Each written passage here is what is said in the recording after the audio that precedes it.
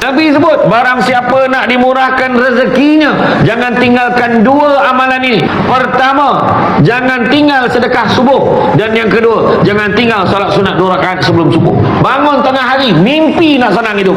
Nabi sebut dah pada Fatimah, wahai putriku Fatimah, waktu pagi itu Nabi nampak anak dia tengah baring-baring. Wahai anakku Fatimah, bangkitlah, bangunlah daripada tempat tidurmu.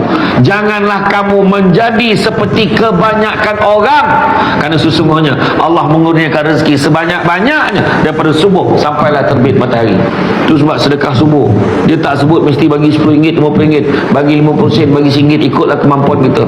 Bawa masuk dan tabung untuk kelenting 10 sen, bagi, tapi buat hari-hari, tengok macam mana berubah tak berubah hidup kita. Tuan-tuan mungut, tu lah kan susah lah, tak tahulah hidup sudah macam ni, apa tak boleh, tu tak jadi, ni tak jadi, macam mana nak buat ni, puncanya tak jaga subuh, salah satunya.